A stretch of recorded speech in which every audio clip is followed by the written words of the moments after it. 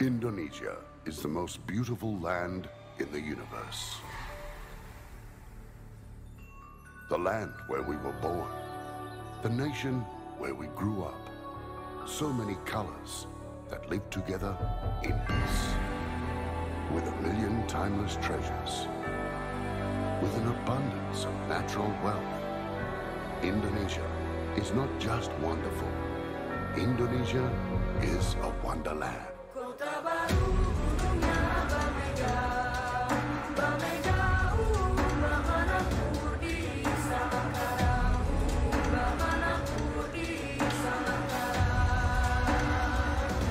Assalamualaikum warahmatullahi wabarakatuh.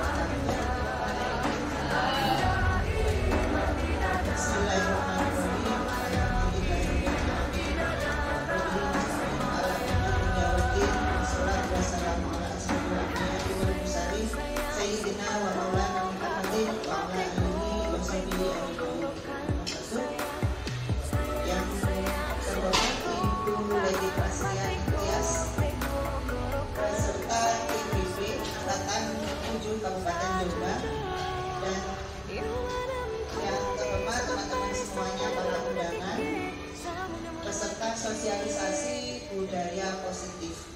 Bapak Ibu yang saya hormati, pertama-tama saya ucapkan terima kasih atas kesediaan panjenengan semua mendukung program pendidikan calon guru penggerak, di mana pada kesempatan hari ini adalah sosialisasi modul 1.4.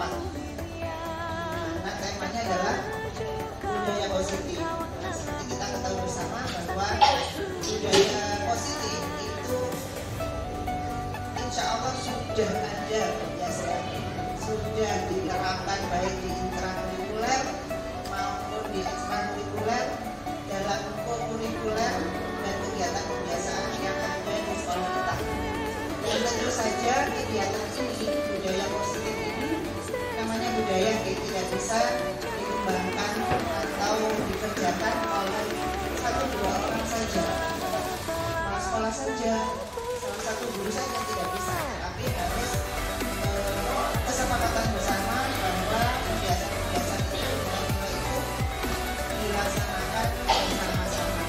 Di sini juga mensosialisasikan sudah ada di sini, kita perlu kesepakatan antara seluruh warga sekolah untuk menjalankan atau menjaga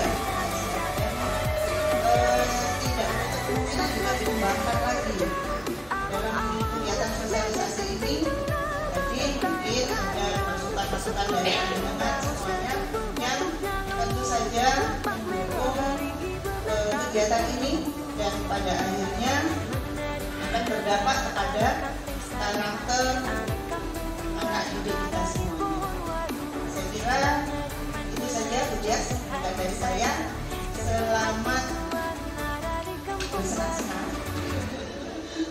Karena ini sudah sekian modul, ini mungkin sudah agak sepanen Bu Dias, tapi alhamdulillah ini sudah membuat produk dan insya Allah lega Bu Dias ya, tinggal mensosialisasikan kepada panjenengan semua, tinggal masing-masing.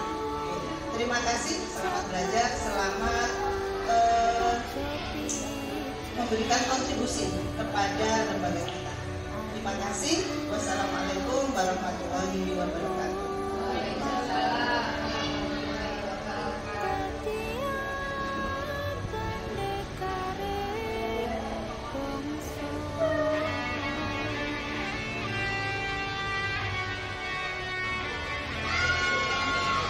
Assalamualaikum warahmatullahi wabarakatuh. Pertama-tama saya ucapkan terima kasih banyak teman-teman atas kesediaan waktunya untuk menghadiri sosialisasi program budaya positif di SD Darul Ulum ini. Baik teman-teman, ceritanya itu seperti ini. Saya selama belajar di pendidikan guru penggerak angkatan ke-7 ini sudah mempelajari modul 1.1 sampai 1.4. Kemudian saya diminta untuk di modul 1.4 ini saya diminta untuk membuat aksi nyata. Bapak Ibu yang saya hormati, aksi nyatanya itu berupa ini ya. Jadi kegiatan budaya positif apa sih yang ingin dikembangkan di sekolah ini? Sebenarnya kan budaya positif itu sudah ada di sekolah kita, sudah tumbuh seperti yang disampaikan Bu Ida tadi. Tugas kita itu di sini untuk menjaga dan mengembangkan jika memungkinkan seperti itu. Untuk pertama yang perlu saya sampaikan, kegiatan ini nanti Bapak Ibu sebenarnya muaranya adalah saya akan meminta khususnya wali kelas semua untuk nantinya itu membuat suatu keyakinan kelas, dan keyakinan kelas itu dimulai dengan membuat kesepakatan kelas. Kesepakatan kelas itu nanti mengusung tentang nilai-nilai universal, nilai-nilai kebaikan universal, sehingga sebelum kita memahami tentang nilai-nilai universal yang akan kita sampaikan ke peserta didik kita, maka baiknya kita ini mempelajari terlebih dahulu, seperti itu Bapak Ibu. Nah, dalam budaya positif ini Bapak Ibu, kita nanti akan mempelajari tentang banyak hal yang meskipun muaranya adalah satu keyakinan kelas yang diawali dengan kesepakatan kelas, yakni kita harus belajar tentang apa itu motivasi, penghargaan ataupun hukuman. Kemudian kita juga akan mempelajari tentang apa itu nilai-nilai universal kebaikan, dan kita juga akan mempelajari ini kebutuhan dasar apa sih yang ada di manusia. Artinya seperti ini, kenapa kok kita mempelajari tentang kebutuhan hidup manusia? Kita itu diminta untuk mengidentifikasi Bapak Ibu ya. Kalau misalnya Bapak Ibu, kalau ada satu kebutuhan itu tidak terpenuhi, menurut Bapak Ibu berdampak apa tidak? Berdampak nggih. Nah itulah Bapak Ibu, kenapa kita belajar tentang budaya positif ini, ujung-ujungnya juga kita muaranya adalah ke pembelajaran yang berpihak kepada siswa. Jadi kita mengantarkan siswa kita itu bagaimana memerdekakan dirinya, dan kita tetap memberikan hak anak-anak kita untuk memperoleh kebahagiaan yang setinggi-tingginya dalam menuntut ilmu. Seperti itu Bapak Ibu. Nah Bapak Ibu,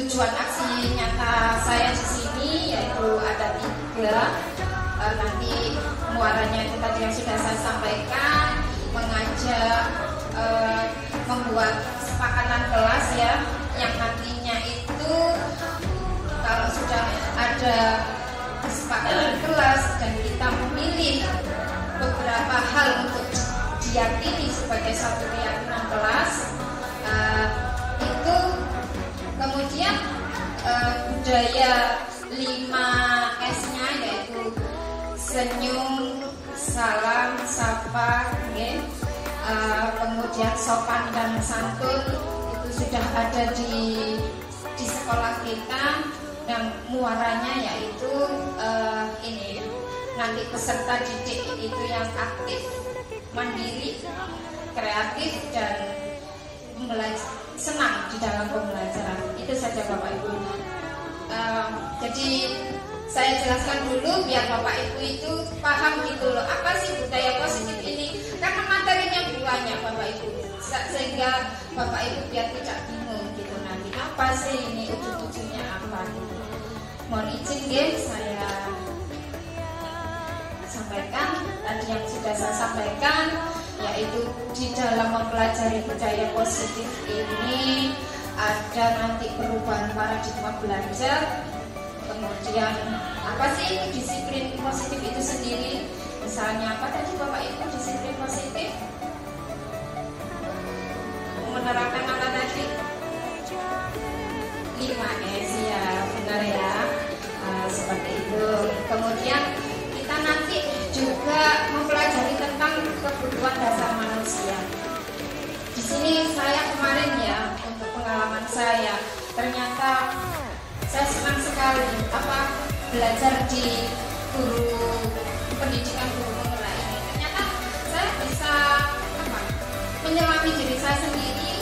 Saya belajar untuk memerdekakan diri saya sendiri, dan saya menyampaikan untuk memerdekakan anak-anak juga, sehingga tetap memberikan pembelajaran dan memberikan hak-hak mereka, yaitu mendapatkan kepentingannya sendiri. Seperti itu Bapak Ibu. Kemudian nanti kita ini contoh-contohnya kebutuhan dasar manusia itu nanti seperti ini, misalnya diterima. Nah itu kebutuhan. Kalau kita tidak diterima itu rasanya bagaimana Bapak Ibu? Nah iya, anak-anak itu ternyata juga begitu Bapak Ibu. Iya. Kemudian dari kebutuhan-kebutuhan ini kita juga akan mempelajari tentang motivasi perilaku manusia. Kemudian sebagai pendidik itu kita memahami posisi kontrol restitusi kita, yang tadi sudah saya sampaikan. Kita nanti akan praktek membuat keyakinan kelas, dan endingnya yaitu menggunakan mempraktikkan segitiga restitusi. Biar jelas saya lanjutkan saja.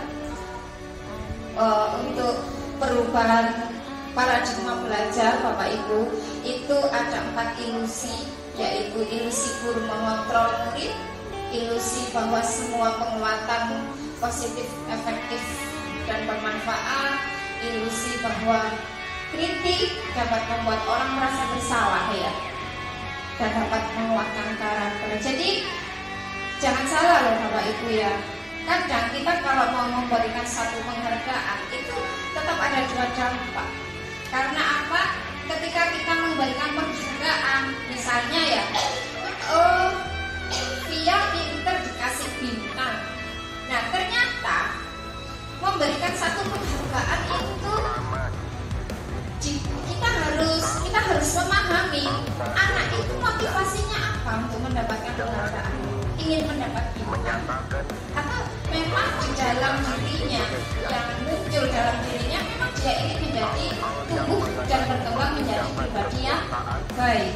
Nah, di sini adalah tugas kita Bapak Ibu untuk memahami yang halus-halus seperti itu, karena apa ya, siswa-siswa kita ini sangat halus sekali sebenarnya ya.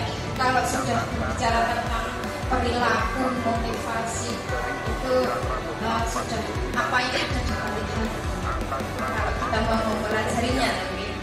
Baik, saya lanjutkan Bapak Ibu.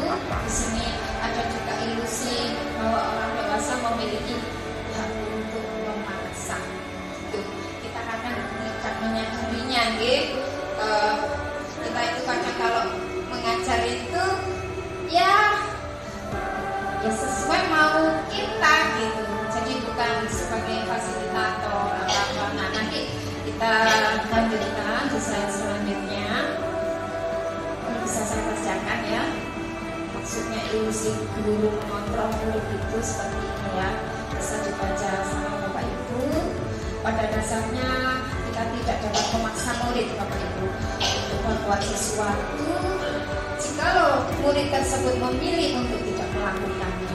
Jadi kita tetap harus menghargainya, walaupun tampaknya guru sedang mengontrol perilaku murid.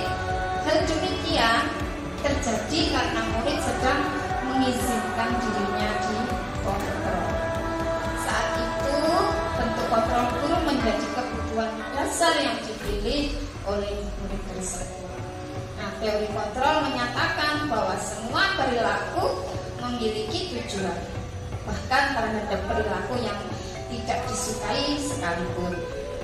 Itu Bapak Ibu, saya lanjutkan untuk ilusi penguatan positif, efektif dan bermanfaat ini untuk intinya yaitu penguatan positif atau rujukan ini adalah bentuk-bentuk kontrol segala usaha mempengaruhi murid agar mengulangi suatu perilaku tertentu adalah suatu usaha untuk mengontrol murid tersebut. Dalam jangka waktu tertentu, kemungkinan murid tersebut akan menyadari dan mencoba menolak rujukan mereka, atau bisa jadi murid tersebut menjadi tergantung kepada pendapat sang guru untuk berusaha. Untuk yang ini ilusi sebagai merasa bersalah dan menguatkan karakter ini nanti bisa dibaca saja ya. Nah, itu kan kita share di grup WA ya, gitu. Jadi di sini itu intinya kita itu kadang-kadang gini, Bapak Ibu, kalau mau membimbing anak-anak itu kayak bahasa yang kita pilih itu kayak membuat mereka itu menyudutkan mereka gitu loh. Kita sadar nggak sih, misalnya, kok seperti itu sih, misalnya seperti itu ya. Sebenarnya yang seperti itu membuat mereka merasa bersalah loh Bapak Ibu. Seperti itu ya.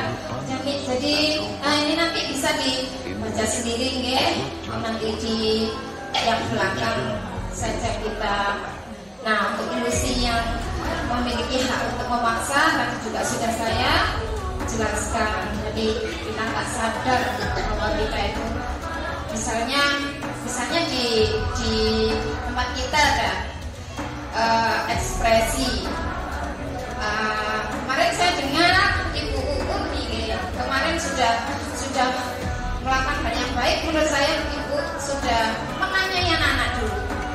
Inginnya apa? Ingin tampil apa? Itu sudah memerdekakan.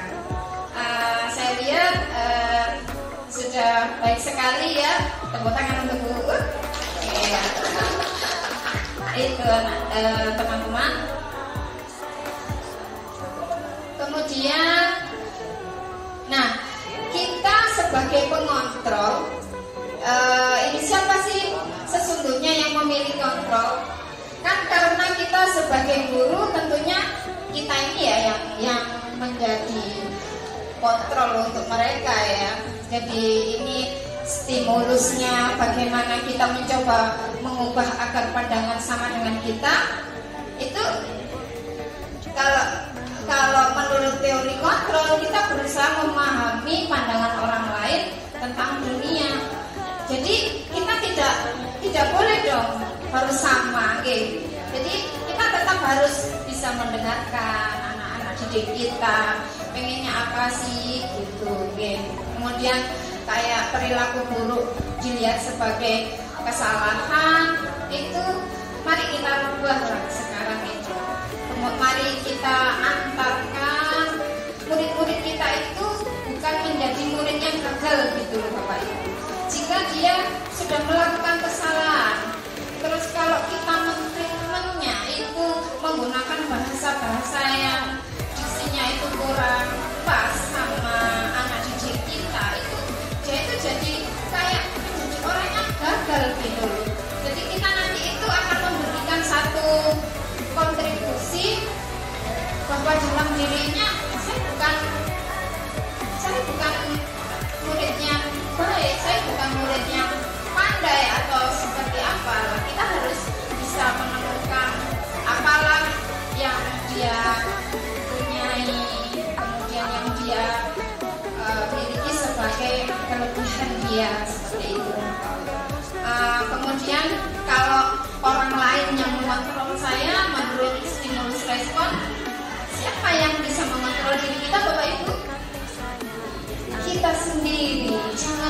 Bapak untuk selalu kembali pulang, untuk selalu kembali mengontrol diri kita sendiri. Hanya kita Bapak Ibu yang bisa mengontrol diri kita sendiri. Kemudian kalau menurut stimulus respon saya bisa mengontrol orang lain, no way, sekarang sudah tidak lagi ya Bapak Ibu. Terus memaksa itu sudah tidak lah. Saya lihat di kita sudah seringkali berkolaborasi ya, dan juga seringkali menciptakan pilihan-pilihan baru. Seperti kemarin kita sudah melaksanakan misalnya melakukan asesmen, anak-anak juga boleh memilih sesuai dengan yang dia mampu, seperti itu ya. Kemudian kalau kemarinnya kita itu berpikirnya menang dan kalah, untuk saat ini kita itu menang dan menang gitu. Jadi tidak ada orang yang salah, ya semua itu menang. Itulah Bapak Ibu ya.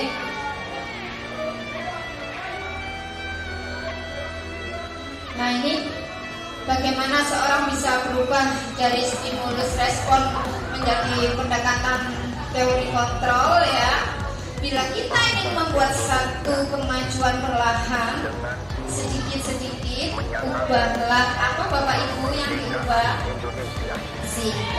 Sikap dan perilaku kita. Namun jika kita ingin memperbaiki cara-cara utama kita, maka kita perlu mengubah juga kerangka acuan kita. Bagaimana kita ingin melihat dunia, bagaimana kita berpikir tentang manusia, utamanya manusia merdeka, seperti itu. Iya, merdeka.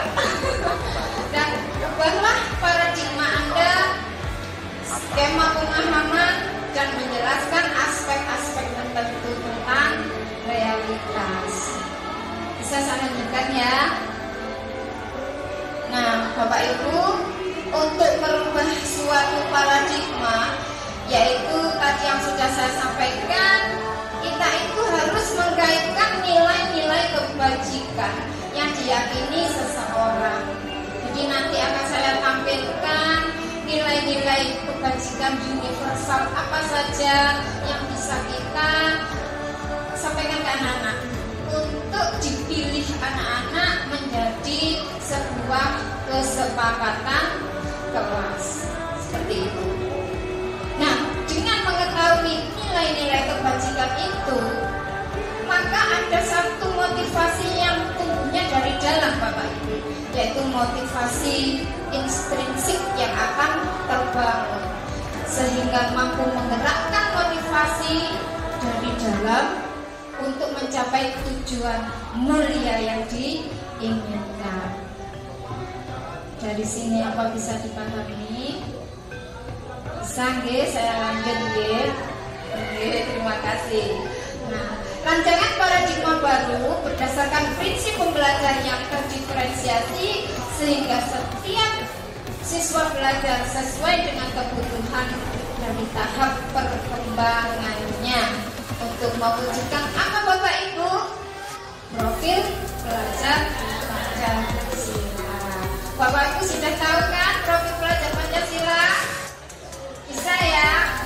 Belajar Pancasila, beriman dan bertakwa pada Tuhan Yang Esa dan berakhlak mulia, berkebinekaan global, orang mandiri, kreatif, dan bernalar kritis, dan bernalar kita semua. Nah, itu Bapak Ibu, muaranya adalah kita mewujudkan sebuah profil pelajar Pancasila, itu tadi ya Bapak Ibu. Nah, itu tadi sudah kita ketahui bersama apa itu profil pelajar Pancasila. Saya lewati nggih. Nah, ini untuk yang nilai-nilai kebajikan Bapak Ibu. Makna kata disiplin. Apa sih kata disiplin? Apa Pak Aspak? melakukan sesuatu sesuai dengan waktu dan tempatnya. Ya, terima kasih Pak Aspan. Ya, ada lagi yang ingin menyampaikan apa itu disiplin? Mungkin Bu Ika. Apa itu disiplin?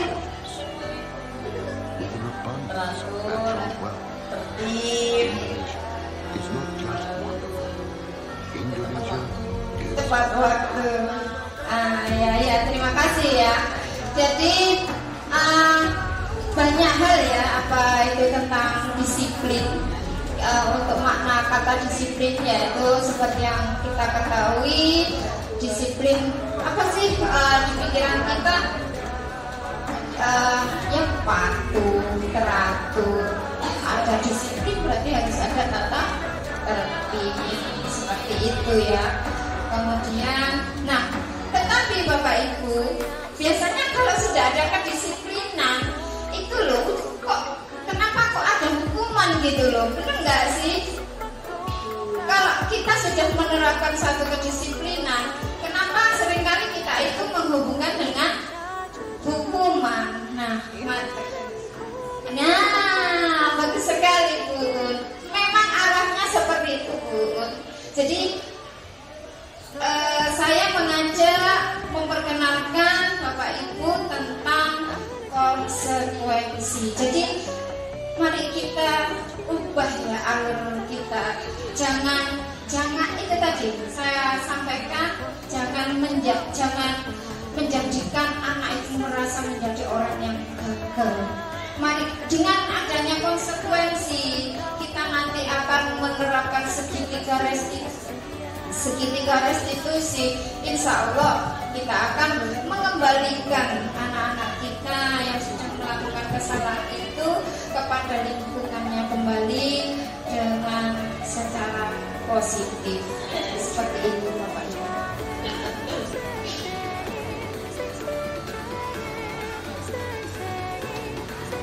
Nah ini itu tadi apa itu disiplin ya, itu disiplin bahasa Latinnya itu disiplina, belajar gitu ya.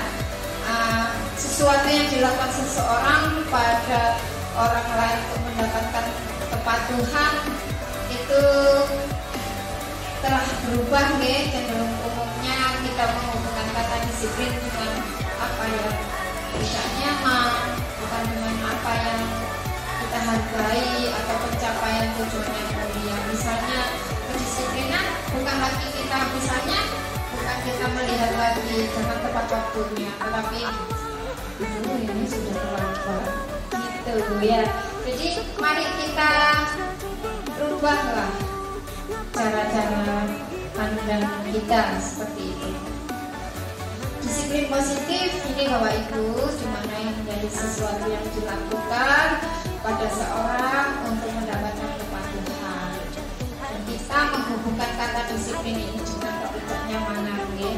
Nah, sebagai pendidik, tujuan kita di sini adalah untuk menciptakan anak-anak yang memiliki disiplin dari disiplin diri ya, sehingga mereka bisa berperilaku dengan mengacu pada nilai-nilai kewajiban universal dan memiliki motivasi intrinsik. Ini yang penting Bapak Ibu, motivasi intrinsik, bukan dari orang lain, bukan intrinsik, bukan ekstrinsik. Nah, disiplin positif itu apa? Merupakan salah satu cara menerapkan disiplin yang bertujuan untuk menumbuhkan kesadaran serta memberdayakan anak untuk melakukan sesuatu ini tanpa hadiah, ancaman ataupun hukuman. Jadi kita bisa mendengarkan dulu alasan mereka kenapa melakukan kesalahan. Kemudian kita tanyai dulu, menurut jenengan bagaimana, terus kita mengarahkannya, kembalikan anak-anak itu kepada, kan begini, maksudnya kepada lingkungan yang baik itu tadi, lingkungan yang positif tadi. Karena menurut Bapak itu bagaimana? Misalnya ada anak yang telah melakukan kesalahan, dia merasa terkunci tidak berlaku. Nah, itu kadang kita sendiri itu lupa ya, kayak dengan pemilihan diksi yang seperti apa itu yang tidak pas, itu akhirnya justru tidak membantu mereka untuk kembali lagi kepada circle-nya, kalau sekarang bahasanya ya, kepada komunitasnya, kepada teman-temannya lagi, seperti itu. Itulah fungsinya disiplin positif Bapak Ibu. Nah, ini nilai-nilai kebajikan. Nilai-nilai kebajikannya nanti saya tunjukkan. Kalau ini kebutuhan dasar manusia ya, kita belajar tentang kebutuhan dasar manusia itu ada 5 yang bertahan hidup, kemudian kasih sayang dan rasa diterima, kebebasan, kesenangan dan penguasaan. Ini adalah kalau salah satunya tidak terpenuhi, biasanya di situ akan tercipta satu konflik Bapak Ibu.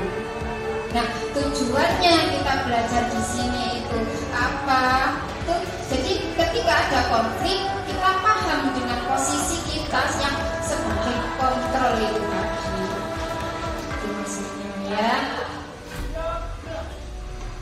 Nah, ini contoh kasus.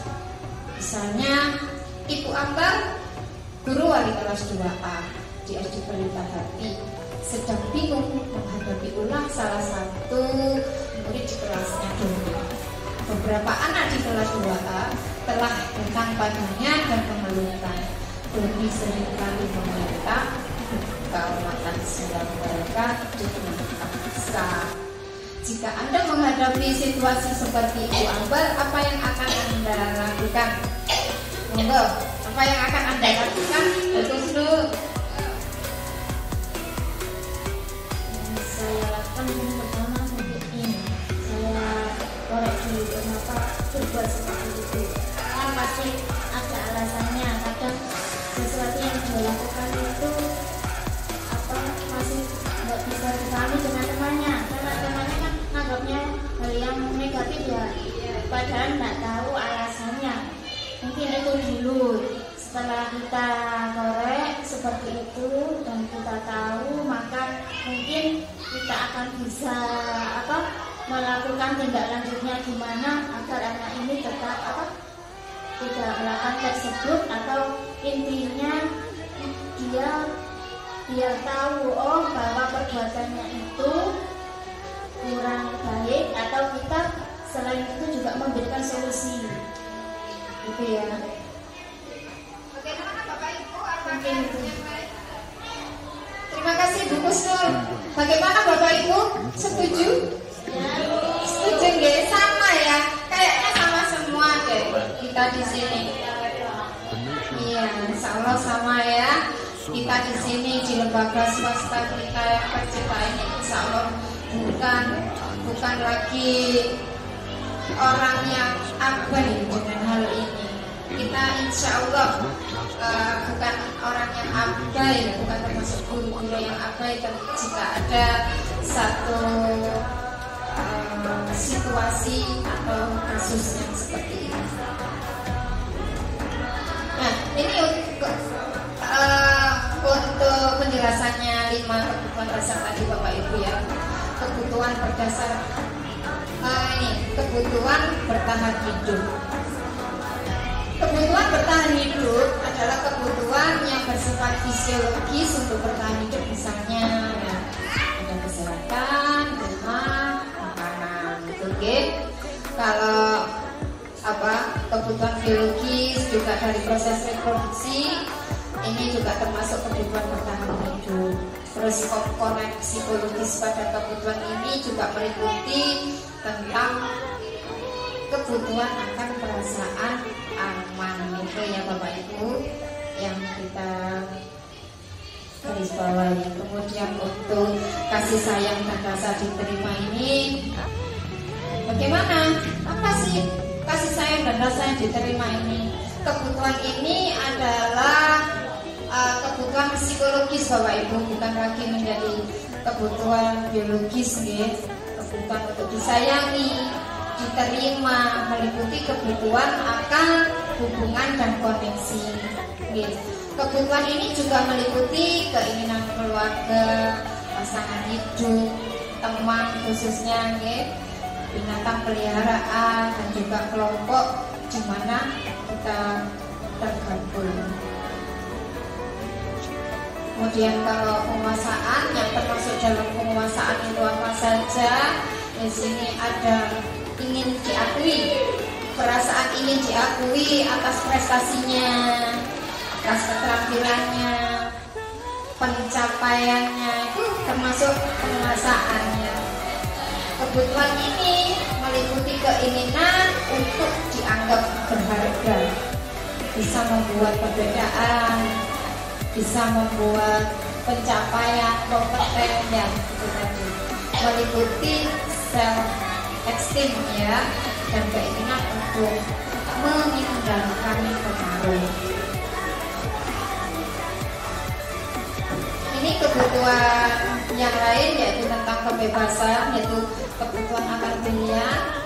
Kebutuhan bebas ini ya ini mandiri ya, ininya mandiri, perlu banyak gerak, suka mencoba, tidak terpengaruh orang lain dan senang mencoba banyak hal yang menarik Bapak Ibu. Ini nanti bisa dipelajari nggih, untuk di slide-nya saja. Apa sih yang termasuk kesenangan? Oh, ini mainan sama hewan-hewanannya, bermain, kemudian keterampilan hidup yang terpenting. Jadi manusia tidak berbeda ya. Dia mencari kesenangan, bisa tertawa sama teman. Nah itu adalah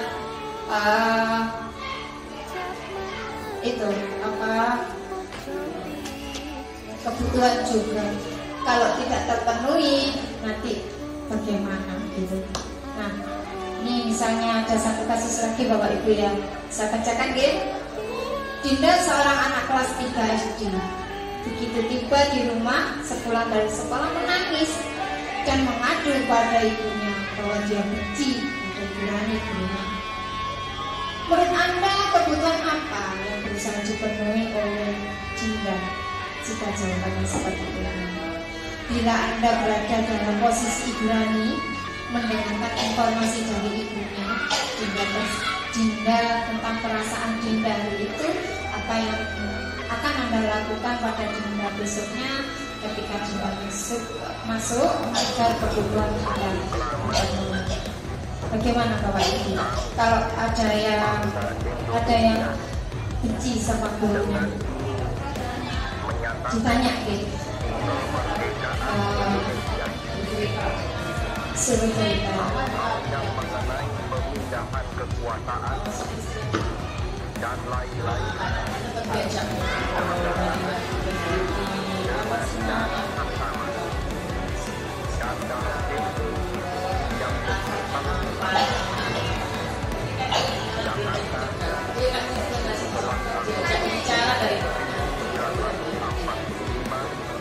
Kalau menurut teman-teman kebutuhan dasar apa yang tidak terpenuhi?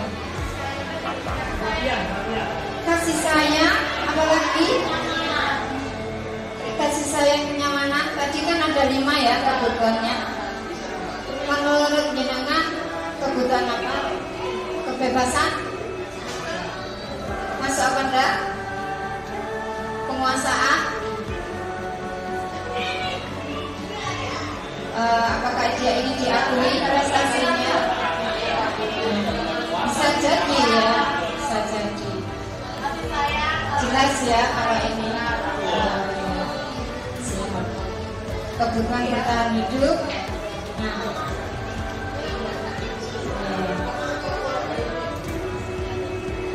Baik. Ini Bapak Ibu ya. Jawaban Dinda.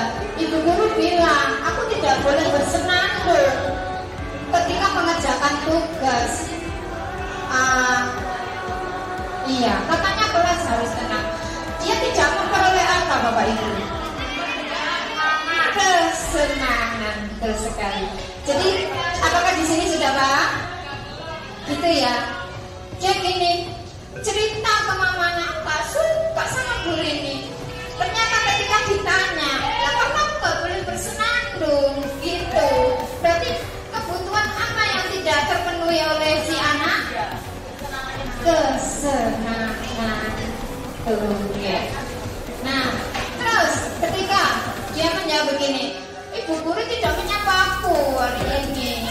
Padahal aku pakai jepit rambut baru. Dia buat apa Bapak Ibu?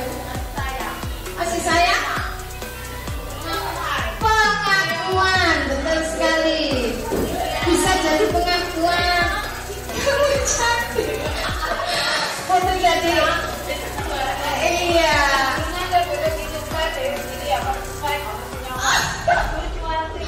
Nah, iya kan ya.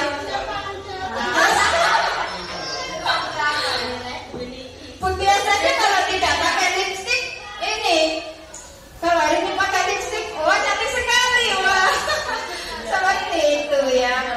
Bisa kita lanjutkan ya. Nah, misalnya aku bosan, masa belajarnya cuma gitu-gitu aja, dengerin bu guru aja. Apa yang tidak terpenuhi oleh si anak? Kebebasannya. Kalau misalnya aku sebel, gambarku tidak rapi, malah ibu nunjukin ke teman-teman di depan kelas. Dia merasa apa Bapak Ibu?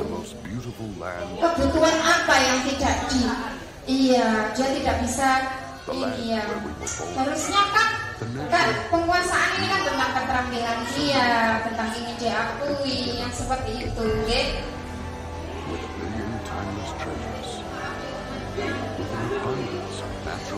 Nah, baik Bapak Ibu, setelah kita tahu kebutuhan dasar apa yang harus dipenuhi oleh manusia, inilah ada 3 motivasi perilaku manusia. Ada motivasi eksternal, ada internal. Oh iya. Jadi untuk menghindari ketidaknyamanan atau hukuman, apa yang akan terjadi apabila saya tidak melakukannya? Kemudian untuk mendapatkan imbalan, motivasinya itu kan eksternal juga ya. Jadi memang bukan dari dalam dirinya. Misalnya tadi kita harus paham dia itu kepingin melakukan sesuatu itu kepingin bintangnya atau kepingin jadi anak yang baik. Itu tadi loh Bapak Ibu. Nah, jadi untuk menghindari ketidaknyamanan, misalnya ya, aku tak manut kali kok timbangannya guru. Nah itu kan berarti itu masih karena gurunya gitu loh. Kita menertibkannya itu karena kita sudah bikin peraturan-peraturan, kita bikin apa gitu. Jadi si anak ini bukan muncul dari dalam dirinya untuk tumbuh dan berkembang menjadi disiplin positifnya itu tumbuh subur, itu bukan dari dirinya. Itu maksudnya Bapak Ibu ya, bisa dipahami? Oke, saya lanjut ke. Nah, lanjutnya ini yang tadi sudah disinggung oleh Bu Un, yaitu tentang konsekuensi hukuman dan restitusi. Dalam menjalankan peraturan ataupun keyakinan kelas sekolah, bila mana ada sesuatu pelanggaran, tentunya sesuatu harus terjadi. Untuk itu kita perlu meninjau ulang tindakan-tindakan menegakkan peraturan atau keyakinan kelas selama ini. Nah, tindakan terhadap suatu pelanggaran pada umumnya bentuknya ada hukuman ataupun konsekuensi. Ini Bapak Ibu, yang ingin saya perkenalkan kepada panjenengan semua adalah tentang apa itu restitusi. Restitusi adalah proses menciptakan kondisi bagi murid untuk memperbaiki kepada mereka, sehingga mereka bisa kembali kepada kelompok mereka. Ini yang akan kita antarkan ya. Kita antarkan mereka kembali lagi pada kelompok mereka dengan karakter yang lebih kuat. Bagaimana caranya? Nanti dijelaskan ya. Ini ciri-ciri restitusi ada 9. Nanti Bapak Ibu bisa membacanya ya. Ada di antaranya belajar dari kesalahan, memperbaiki hubungan, tawaran bukan paksaan. Ini yang baik ya, juga di antaranya menuntut untuk melihat ke dalam diri. Kemudian ini itu penting sekali, mencari kebutuhan dasar yang mendasari tindakan. Jadi anak yang salah tadi sudah betul sekali Bu Husnul ditanyai, kenapa? Nah, kalau dalam praktik segitiga restitusi ditambahin sedikit Bu Husnul. Apa itu ditambahinnya? Kan kita sudah misalnya nih, kita sudah bikin kesepakatan kelas untuk diyakini. Ini kita tambahkan pertanyaan. Keyakinan apa yang telah kamu langgar?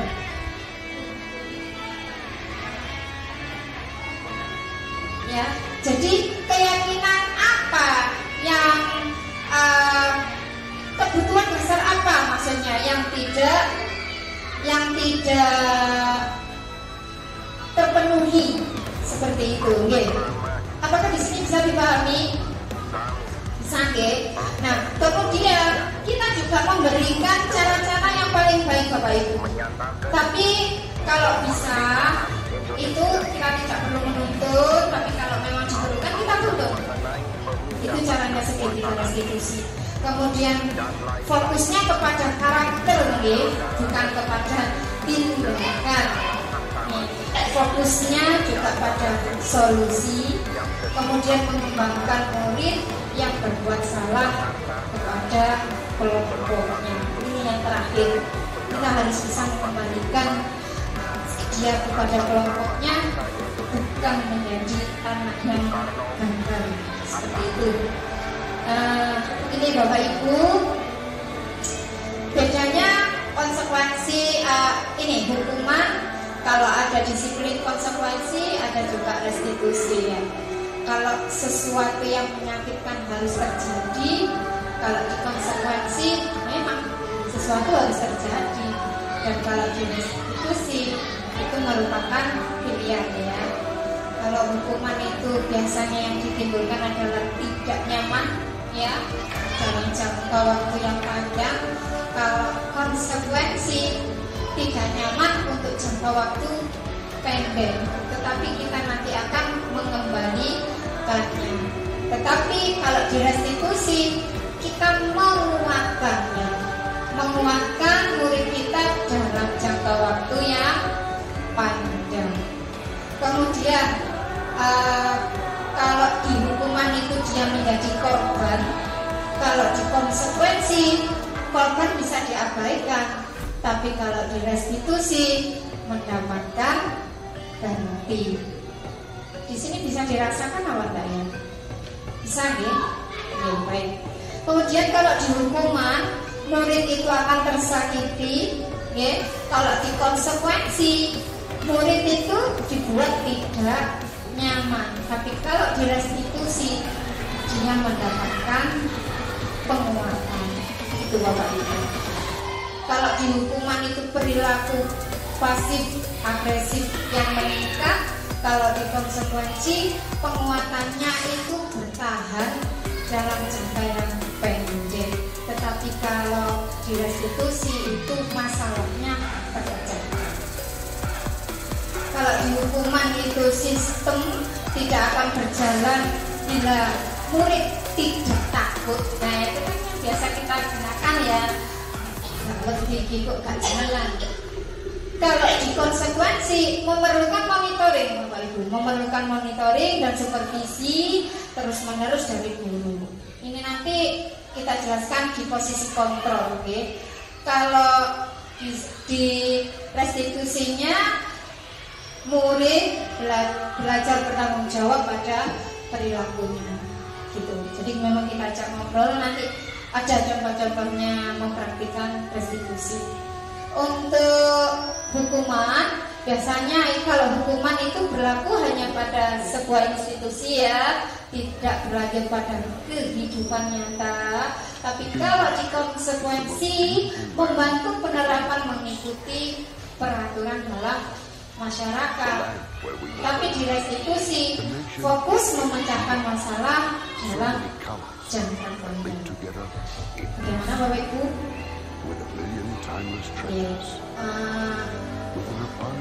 Ini ya kurang beberapa slide ya. Peraturannya kalau di hukuman seperti ini, peraturannya adalah, nah kalau di mana di hukuman atau di restitusi, maksud saya di konsekuensi, apa peraturannya? Mampukah kamu melakukannya? Tapi kalau di restitusi, apa yang kamu yakini gitu kan? Apa yang bisa kamu lakukan? Jadi pertanyaannya adalah seperti itu. Oke. Ini nanti bisa dibaca ya teman-teman. Kemudian ini identitas anak gagal. Ini identitas sukses. Ini maksudnya seperti ini. Kalau di hukuman murid belajar menyembunyikan kesalahan, Bapak Ibu, dia nggak jujur nantinya ya, benar nggak? Tapi kalau di konsekuensi anak belajar taat sih. Tapi kalau di restitusi dia memecahkan masalah. Kita ajak ngobrol, kenapa sih? Kalau di hukuman mencoba mengontrol anak dengan penguatan negatif, ya. Tapi kalau di konsekuensi dia kan penguatannya positif nih. Nah, ketika di restitusi, anak paham bahwa dirinya sedang memegang kontrol kendali itu sendiri. Jadi dia sedang paham ya. Oke. Dampaknya apa anak pada murid? Kalau hukuman marah juga ya, merasa sadar diri. Tadi ada lagi yang menghasilkan. Kalau di konsekuensi apa? Dia bilang Kak, misalnya jangan beli, konsekuensinya kalau beli di sana nanti begini. Nah, dia berpikir. Tetapi ketika di restitusi dia tidak kehilangan waktu, tetap bersemangat untuk memperbaiki diri. Ini ada lagi, kalau di hukuman tiba-tiba tidak diharapkan atau sangat menyukai, kalau di konsekuensi ini sudah diketahui akalnya. Kalau di restitusi ini bedanya seperti itu, nanti dicermati ya, karena jamnya sudah agak mepet ini ya. Saya lanjutkan sebentar ya. Dan ini perbedaan hukuman dan konsekuensi Bapak Ibu. Kalau sesuatu yang ini sebenarnya tadi sudah ya, ini bisa dipahami. Ada pertanyaan? Itu tadi kan sudah di slide yang sebelumnya. Jadi kalau tadi yang marah-marah, kalau konsekuensi kehilangan hak itu.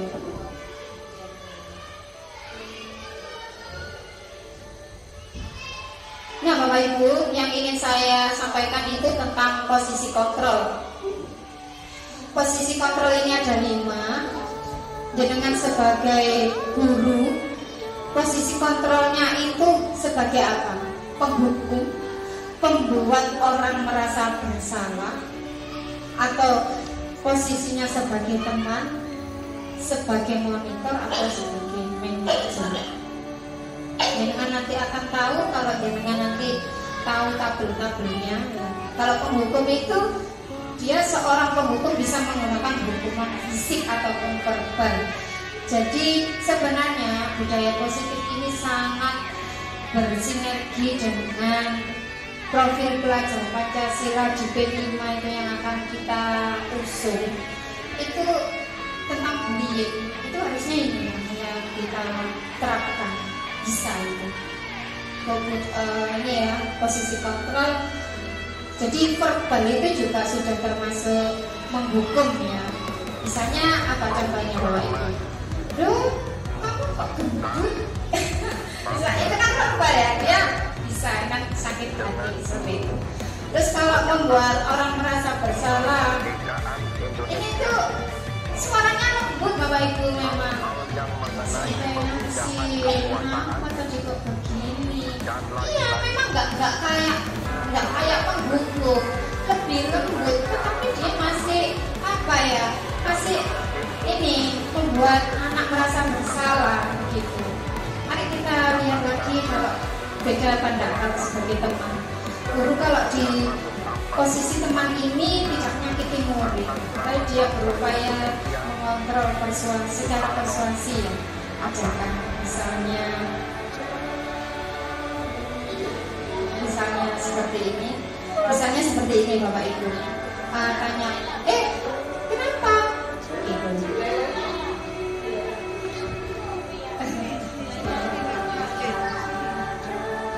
Iya, Bapak ya. Oh iya, minyak Pak Flu. Oh Mas Flu. Iya. Jadi kalau sebagai teman itu enak kan ya, anak itu nggak merasa terintimidasi lah. Kalau sebagai monitor itu biasanya ada pengawasan Bapak Ibu, misalnya ada list, misalnya guru BP ini suka terlambat, ini ya kayak ada listnya. Kalau sebagai manajer, jenengan itu menunjukkan respon, menunjukkan tanggung jawab sampai dalam posisi terakhir. Manajer adalah posisi mentor, di mana guru tersebut berbuat sesuatu bersama dengan murid, mempersilahkan murid mempertanggungjawabkan perilakunya, mendukung murid agar dapat menemukan solusi dari permasalahannya sendiri. Ini Bapak Ibu ya, posisi kontrolnya. Nah, ini maksud saya. Kalau kan motivasi itu ada yang dari dalam, ada yang dari luar ya. Kalau misalnya guru itu berbuat ya, ini kalau dia sebagai penghukum itu menghaji Bapak Ibu, menunjukkan yang kurang baik seperti itu ya. Kemudian kalau dikontrol positif, dia akan memberikan alasan kepada muridnya. Misalnya kamu ini dihukum karena tidak memakai sepatu berwarna hitam, misalnya seperti itu loh Bapak Ibu. Tapi kalau misalnya anak datang ke sekolah, tiba-tiba dihukum, kamu hari ini, kamu kenapa? Sudah sekarang menyapu, misalnya seperti itu. Anak kan nggak tahu dia salah apa, kenapa. Tapi kalau di ini perilaku kontrol positif, kalau yang sebagai teman, dia itu memberitahu, ini loh, karena tidak memakai sepatu berwarna hitam misalnya. Kalau sebagai pemantau, ya ini ada kayak list-listnya seperti itu. Kalau sebagai manajer itu tadi memberikan pertanyaan-pertanyaan digali anak tadi, digali, kemudian kenapa dia begitu, terus ditanya lagi untuk keyakinan apa yang sudah ia langgar, baru kita antarkan dia kepada komunitasnya kembali.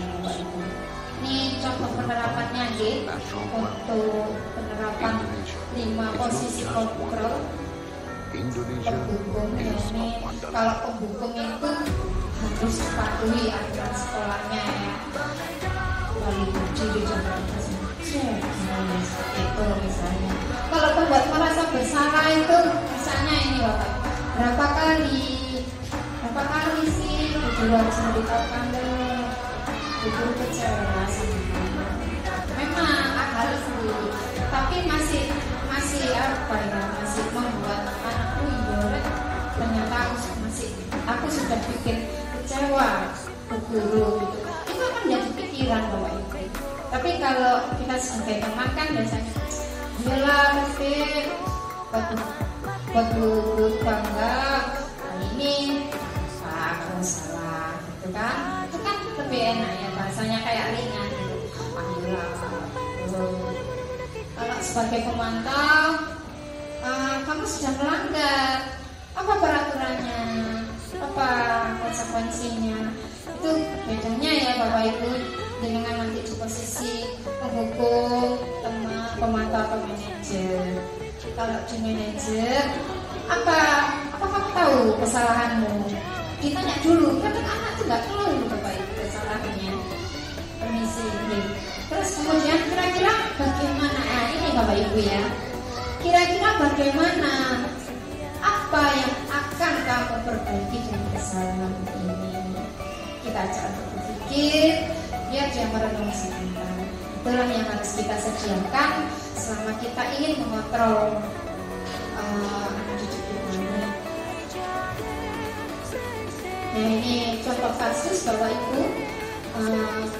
Kemudian ini judulnya menarik gak sih? Didukung oleh penghargaan. Kenapa ya kok penghargaan bisa mendukung? Ya Bapak Ibu, bahwa penghargaan berlaku sama dengan hukuman ya. Dalam arti meminta ataupun membujuk seseorang melakukan sesuatu untuk memenuhi suatu tujuan tertentu, dan orang lain yang meminta atau membujuk. Dorongannya eksternal, akan ada faktor ketergantungan. Beberapa dampak dari proses pemberian penghargaan ini Bapak Ibu. Pengaruh jangka pendek dan jangka panjang. Ada ini penghargaan yang menghukum, penghargaan yang mengurangi ketepatan, penghargaan tidak efektif, dan penghargaan merusak hubungan ya. Ini untuk penjelasannya nanti bisa di sesi selanjutnya saja ya. Ini untuk bentuk-bentuk program kebajikannya Bapak Ibu. Misalnya ini dalam memberikan apresiasi perlu diingat bahwa beri pengakuan secara khusus, ada pribadi, pengakuan pada semua murid, vertikal ya, dilakukan secara konsisten dan fokus pada proses. Ini misalnya coba Bapak Ibu ini mencatat 100 kali di buku kalimat, saya tidak akan terlambat lagi karena terlambat sekolah. Kira-kira hukuman apa konsekuensi Bapak Ibu? Hukuman, betul ya. Kalau ini lari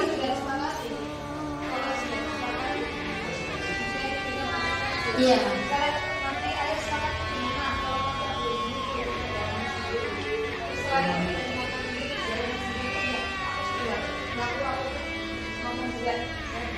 Iya, itu sudah masuk ke konsekuensi ya, seperti itu ya. Tapi kalau kemudian ini lari mengelilingi lapangan basket 2 kali karena terlambat hadir di sekolah, masuk apa Bapak Ibu? Ya, hukuman ya. Karena sudah ada karenanya ya, konsekuensi ya. Ini kan yang dinyatakan turun tadi ya, sudah ada. Kemerdekaan Indonesia. Hal-hal yang mengenai pemindahan kekuasaan dan lain-lain. Nanti kita lihat di belakangnya ya. Kita sekarang coba belajar dulu apa menentukan ini hukuman apa konsekuensi ya. Kalau membersihkan coretan yang dibuat di meja tulis, kira-kira masuk ke konsekuensi ya. Kalau murid diminta untuk push up 15 kali karena tidak menggunakan masker, sekolah hukuman. Oke. Terus kalau menggantikan kertas tugas teman yang telah dicoret-coret,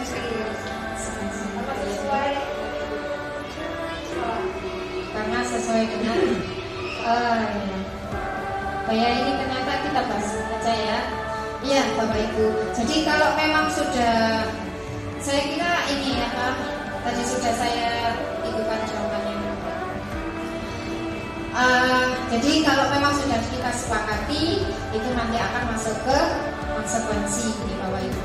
Tapi kalau belum, itu masuk ke hukuman. Bapak Ibu sebenarnya sudah selesai untuk apa yang perlu saya sampaikan tentang budaya positif ini. Ini yang tadi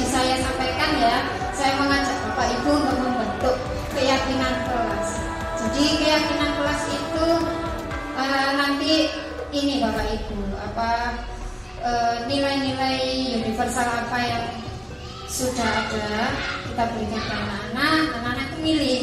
Nanti bisa anak kita memberikan post-it, kemudian ditempel, kita diskusikan apakah ini bisa masuk menjadi kesepakatan kelas. Itu kalau disepakati untuk dijadikan kesepakatan kelas, berarti tetap berada di situ. Nanti misalnya ada banyak kesepakatan kelasnya gitu ya, tidak apa. Tapi kita nanti pilih tiga saja untuk menjadi sebuah keyakinan. Karena apa Bapak Ibu? Tujuan kita adalah menetapkan untuk mempraktikkan restitusi ya. Kalau restitusi itu kita akan menghafal banyak hal, nanti anak malah nggak masuk. Jadi sebenarnya saya kemarin sudah mengaplikasikan, menerapkan untuk budaya positif ini baik di kelas sampai ke segitiga restitusi ya. Itu anak-anak, jadi saya tanya, kan milih kesepakatan kelasnya apa gitu. Terus akhirnya diantaranya ada yang tentang kebersihan, ada yang tentang apa, Ibu saya pengennya nggak gaduh di dalam kelas. Terus Bu saya boleh ya kayak apa itu misalnya kalau istirahat mainan sambil mendengarkan musik apa itu kita itu aja, kita tampil aja. Misalnya nanti di kelas apa itu, nah kita pilih. Kalau di kelas saya kemarin milihnya ada 3 Bapak Ibu.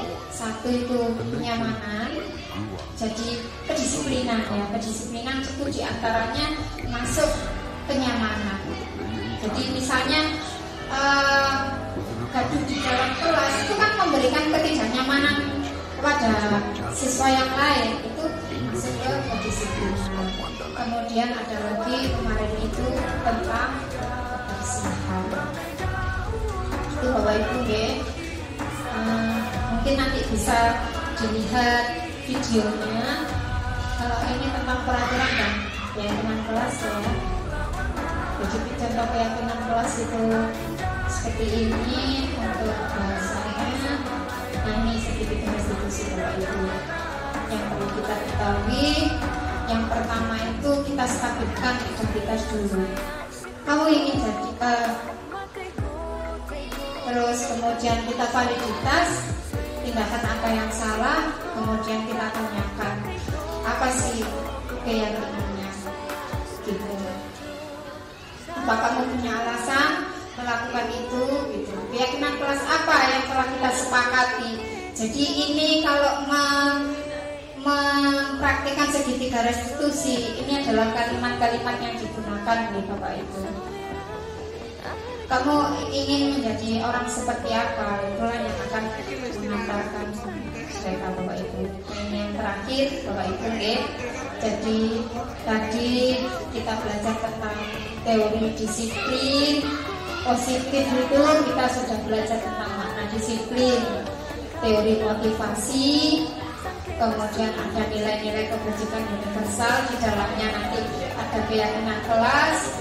Kita belajar tentang posisi kontrol, segitiga restitusi, dan juga kebutuhan dasar manusia. Baik Bapak Ibu, alhamdulillah sudah selesai apa yang ingin saya sampaikan. Oke, Bapak Ibu, ini saya ini ya.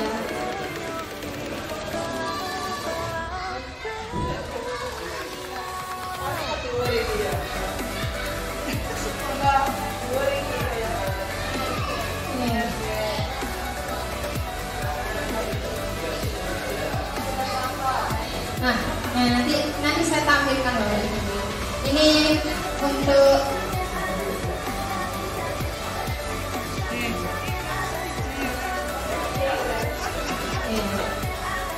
ya sudah nggak apa-apa. Ya, terima kasih Bapak Ibu. Bisa saya akhiri. Ya, terima kasih. Mungkin ada pertanyaan dari Bapak Ibu, ada yang ingin disampaikan? Ya, monggo.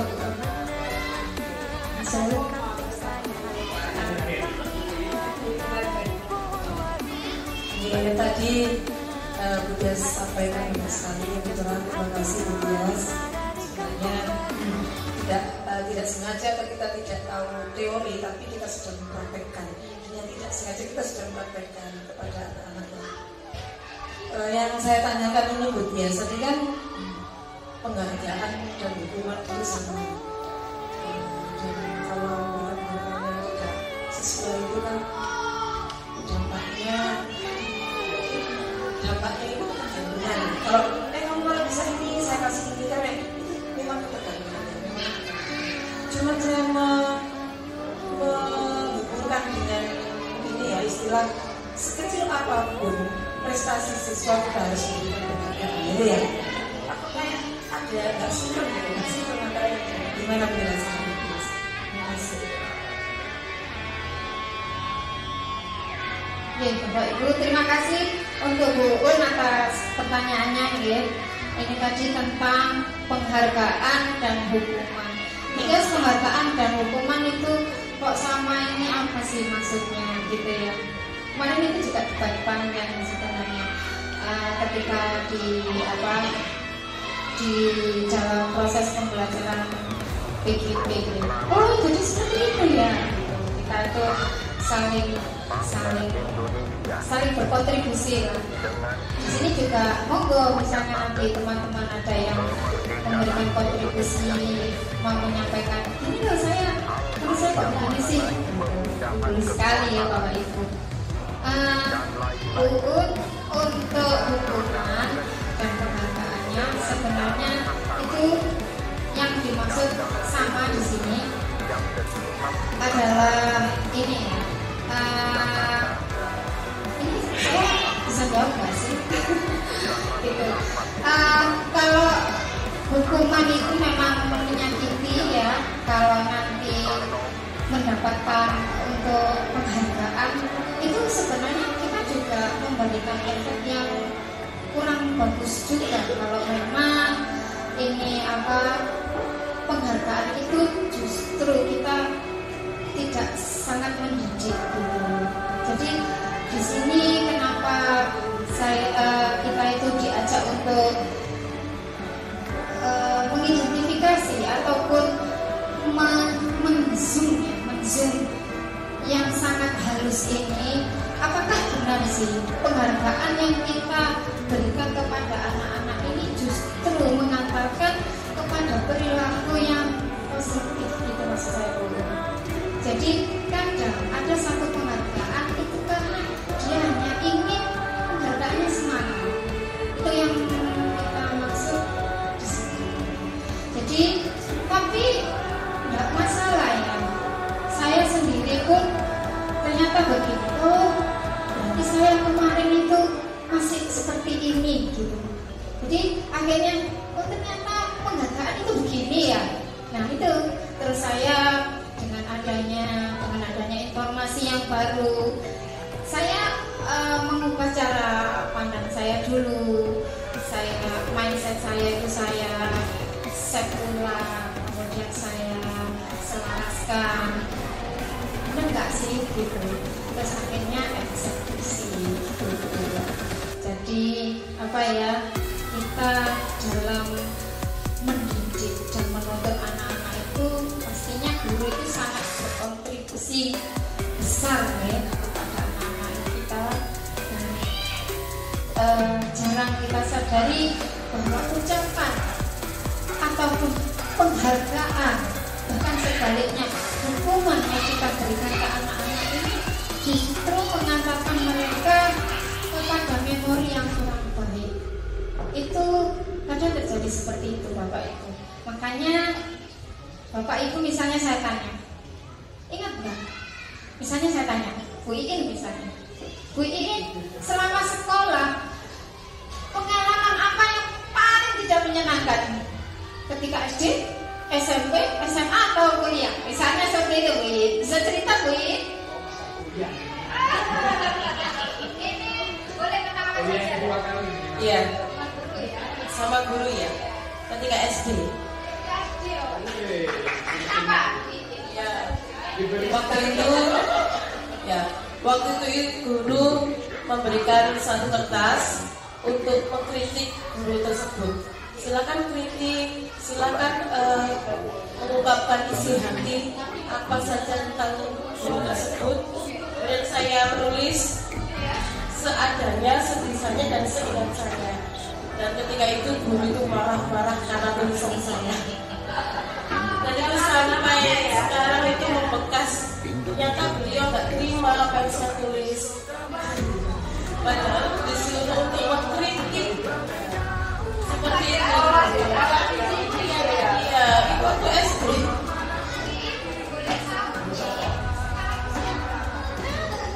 Sekarang saya 38, tapi mau ke 38. Belum, tapi belum. Mau 37.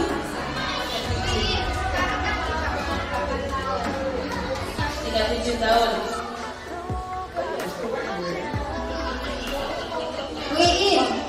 Bu Iin sekarang usianya 37 tahun. Ketika SD itu usia berapa Bu Iin? 9 tahun. 9 tahun ya Pak Ibu. 9 tahun ke 37 itu berapa tahun Pak Ibu? Masih ingat yang mau di sini Pak.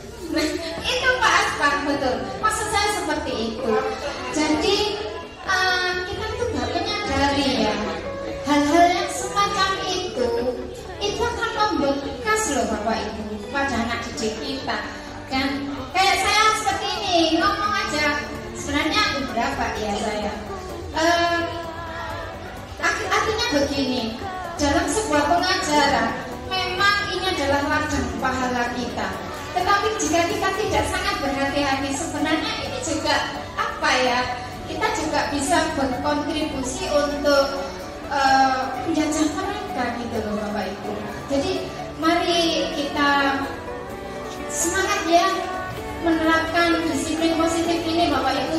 Jangan sampai terjadi Bu Iin yang lain gitu loh. Di generasi kita yang di generasi anak-anak yang mendatang gitu. Mari kita berikan kebahagiaan yang setinggi-tingginya buat adik kita. Semangat Bapak Ibu, tepuk tangan ya. Iya. Ya, semoga apa yang menjadi harapan kita bersama itu bisa dicapai oleh kita semua. Untuk videonya saya kemarin sudah mempraktekkan Bapak Ibu, nanti saya kirim lewat WA grup pengelola saja nggih. Karena kita sudah jamnya sudah untuk mengajar juga. Saya terima kasih sekali kontribusinya teman-teman, kehadirannya, dan mungkin Bu tadi ada yang belum saya jawab kayaknya ya. Satu lagi.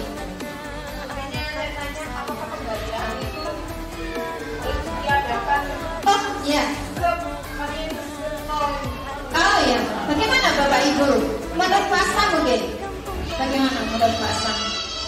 Kalau menurut saya penghargaan tetap harus ada ya. Tetap harus ada. Karena anak juga butuh dihargai. Karena saya juga butuh penghargaan. Oh, manusiawi. Itu tadi kan termasuk kebutuhan dasar juga ya. Ya, masuk kebutuhan dasar loh ya. Jangan lupa itu. Iya. Ada yang mau menambahkan yang dari Pak Asam? Ini buku sekolah atau Ida? Betul. Pak Joko. Butuh diakui eksistensinya, berarti penguasaan ya masuk kebutuhan dasar itu ya.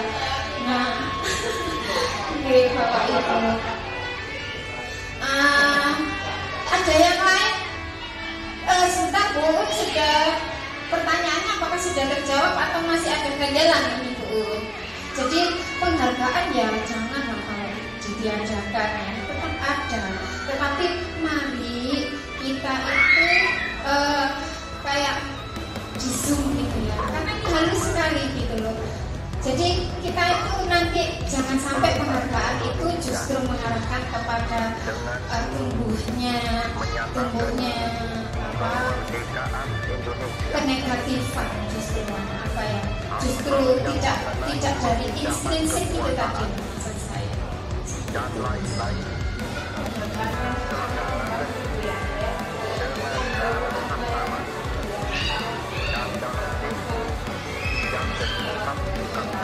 Oke. Kompetisi nanti kan bisa di itu untuk hadiahnya itu kan kalau belum punya banyak cara ya, tapi kalau memang yang kompetisi ya kompetisi seperti itu ya. Jadi kita lihat ranahnya, kalau kita memang ke ranah yang keperasaan ya nanti kita pakainya sudah ke teori motivasi, teori kontrol dan sebagainya. Tapi untuk ke ranah yang sudah akademik ya kita pakai ranah yang akademik gitu. Mungkin seperti itu jawabannya. Bagus sekali, itu penghargaan ya. Sangat bagus sekali bahkan. Iya, itu masuk kebutuhan dasar loh, jangan lupa loh ya. Misalnya Bu Ida saja nggak disapa sama Bu Iin saja rasanya bagaimana? Ingin dikempas rasanya seperti itu kan. Bapak Ibu, sekali lagi mohon maaf karena waktu juga yang harus kita berpisah lagi ya. Mungkin kapan-kapan bisa disambung. Terima kasih banyak atas kontribusinya. Sekali lagi di sini saya hanya sebagai apa ya, untuk mengingatkan saja. Bapak Ibu tentunya sudah banyak tahu tentang apa itu budaya positif, apa itu tentang paradigma belajar yang dari Ki Hajar Dewantoro, karena kita semua sudah belajar di KPM kan ya. Jadi kita di sini hanya ya ulas seperti itu. Kurang lebihnya mohon maaf. Saya akhiri ya. Assalamualaikum warahmatullahi wabarakatuh.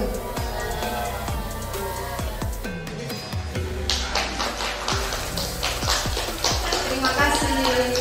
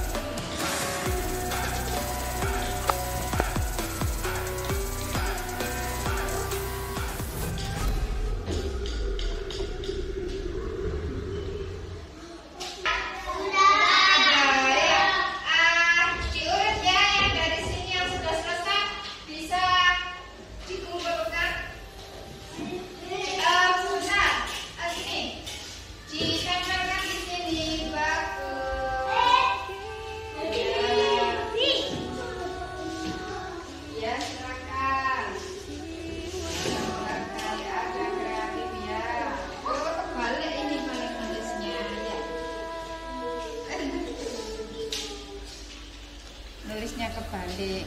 Ini dikasih post-it lagi sama Butia. Indonesia is the most beautiful land in the universe. Di sini. Ya. The land where we were born.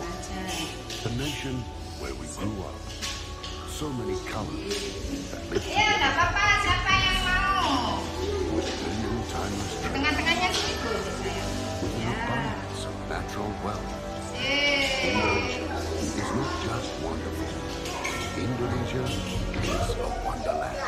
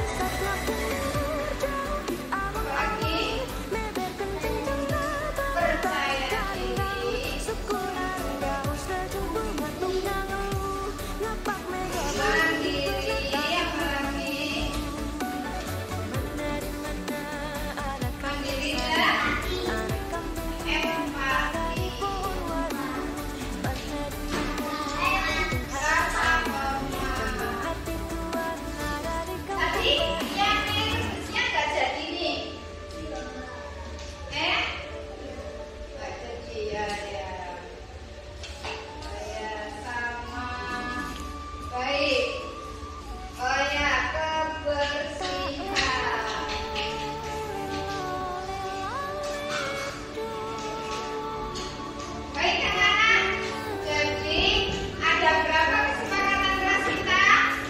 Itu 1, 2, 3, 4, 5, 6, 7. Ada berapa kesepakatan kelasnya? 7. Baik, anak-anak, jadi kita sudah sepakat untuk saling menghargai ya. Di kelas ini saling menghormati juga. Ya Mbak Ara, saling menghormati ya. Mandiri apakah perlu? Sekarang Budias minta anak-anak memilih 3 saja. Mas Aksa, dari berapa ini tadi sayang?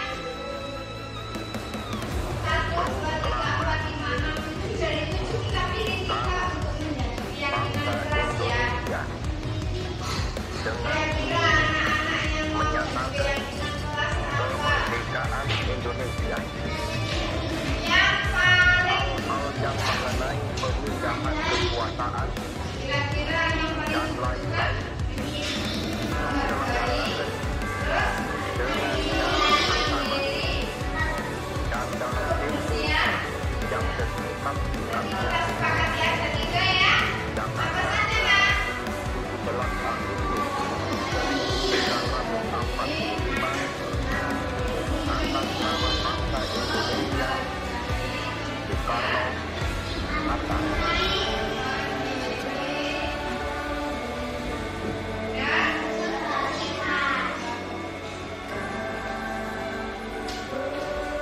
Baik, selanjutnya akan dilihat di sana ya. Di laptop ini ya.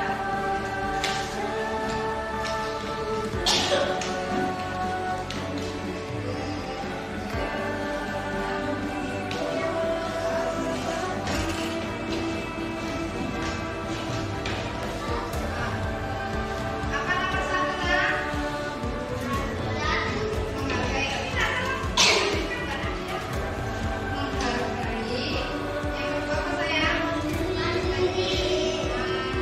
Yang ketiga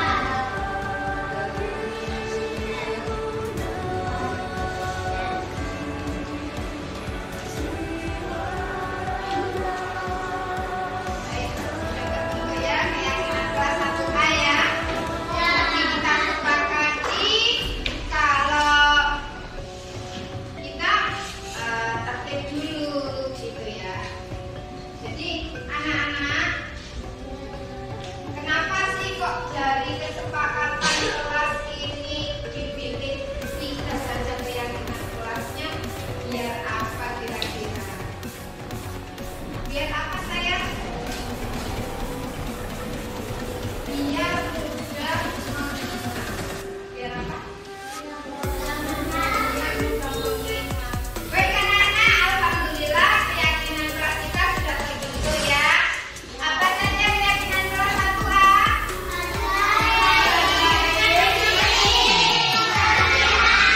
Semangat ya.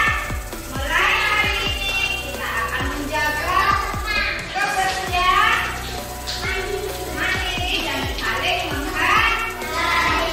Baiklah, tepuk tangan untuk kita semua. Ya, ini termasuk bagus ini.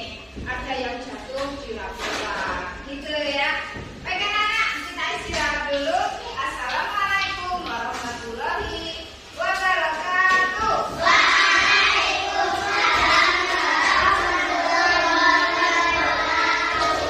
Terima kasih, boleh istirahat ya. Jiwa raga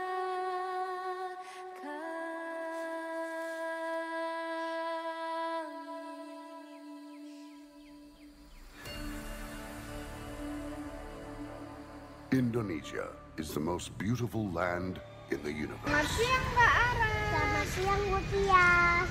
The land where we were born. The nation where we grew up. So many colors that live together in peace. With a million timeless treasures. With an abundance of natural wealth. Indonesia is not just wonderful. Indonesia is a wonderland.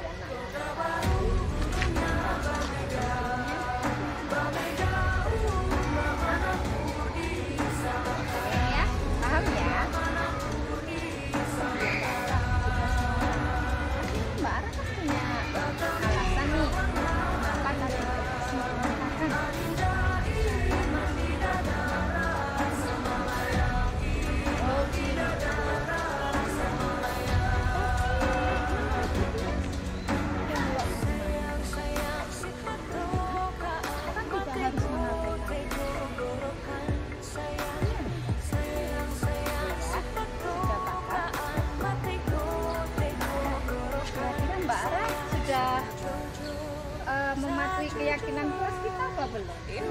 Belum. Keyakinan kelas apa?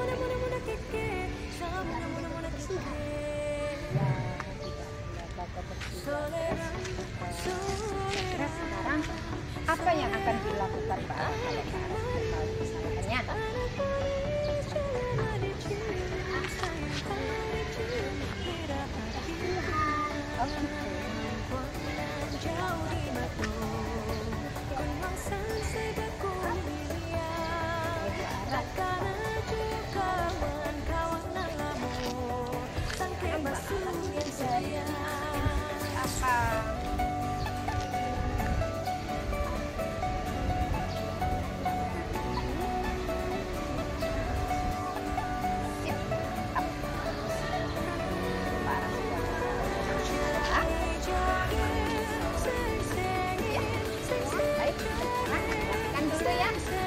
Peralatannya, tasnya, dirapikan semuanya. Terima kasih ya.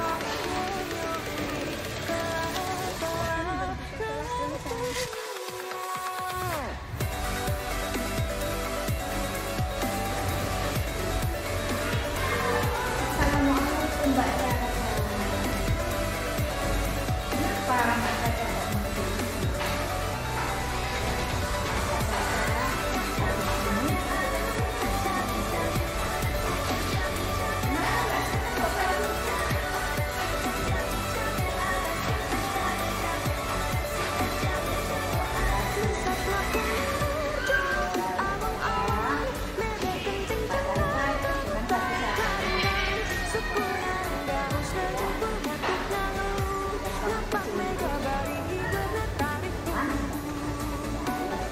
Tapi Mbak Caca pasti punya alasan kenapa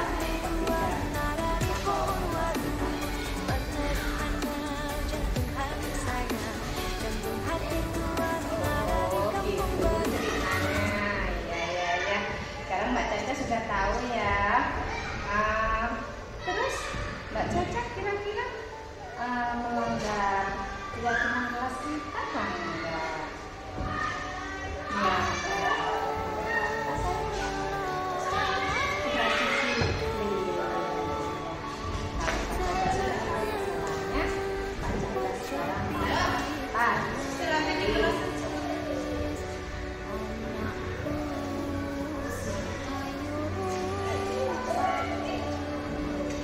Oh seperti itu ya. Terus ya, Mbak Caca kalau itu Mbak Caca kepingin seperti apa kalau sudah selesai menjadi orang yang disiplin, baik ya. Terus Mbak Caca ya menjadi disiplin itu